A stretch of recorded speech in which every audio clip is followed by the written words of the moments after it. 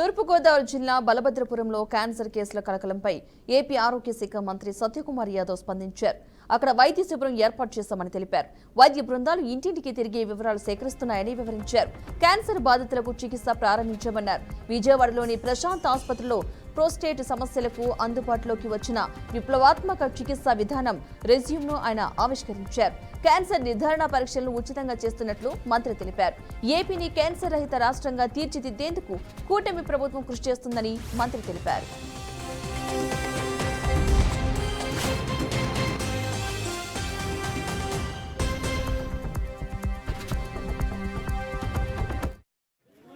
ప్రజల ప్రాణాలను కాపాడుకోవడం కోసమే ఇవాళ గౌరవ ముఖ్యమంత్రి చంద్రబాబు నాయుడు గారి నాయకత్వంలో రాష్ట్రంలో క్యాన్సర్ స్క్రీనింగ్ పరీక్షలు చేయడం కానీ తదనుగుణంగా చికిత్స అందించే ప్రయత్నం చేస్తున్నాం. మీరు దేశవ్యాప్తంగా ఈ మన దేశంలో చూస్తే బ్రెస్ట్ క్యాన్సర్ 89.63% ఉంది. మన రాష్ట్రంలో అది 59.81% ఉంది. టాప్ 5 క్యాన్సర్స్ తీసుకుంటే ఈ బర్డన్ ఆఫ్ డిసీజ్ ఇంత ఉంది. Burden of disease prevalence rate కదా, ఇది 367 ఏదైతే ప్రివలెన్స్ రేట్ ఉందో 367లో వాటిలో పర్సెంటేజ్గా చూసుకుంటే టాప్ 5 క్యాన్సర్స్ వచ్చేసి బ్రెస్ట్ క్యాన్సర్స్లో 89.60 అయితే మన దగ్గర 59.81 ఉంది.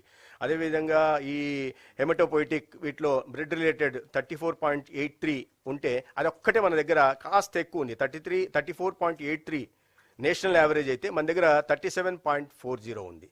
అదేవిధంగా సర్వైకల్ క్యాన్సర్ చూస్తే 33.98 నేషనల్ యావరేజ్ అయితే మన దగ్గర 30.06% ఉంది. లిప్ అండ్ ఓరల్ క్యావిటీ 23.80 అయితే మన దగ్గర 13.69 ఉంది.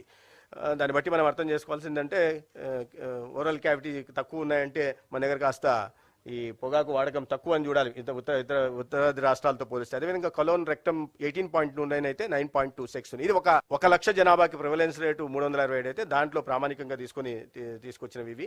అదేవిధంగా నేను ఈ సంఖ్యలు అయితే మీకు చెప్పడం జరిగింది, ఎంతమందిని స్క్రీనింగ్ చేశాము ఎంత అనే విషయాన్ని కూడా చెప్పాను. ఈ అనపర్తి నియోజకవర్గాన్ని ఒక యూనిట్గా తీసుకొని పరీక్షలు చేస్తే 2,33,367 జనాభా అయితే ఎలిజిబుల్ జనాభా. దాంట్లో మనం స్క్రీనింగ్ చేసింది ఇప్పటికీ 1,19,000 అంటే 51.1% స్క్రీనింగ్ పూర్తి చేశాం. దాంట్లో suspected cases 736 identified suspected cases. Medical examination పోయింది 574.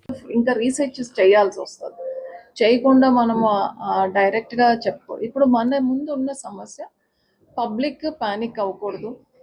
బలభద్రపురం అనే విలేజ్ని ఏదో ఒక స్పెషల్ విలేజ్ లాగా ఇదేం స్పెషల్ స్టాటస్ కాదు.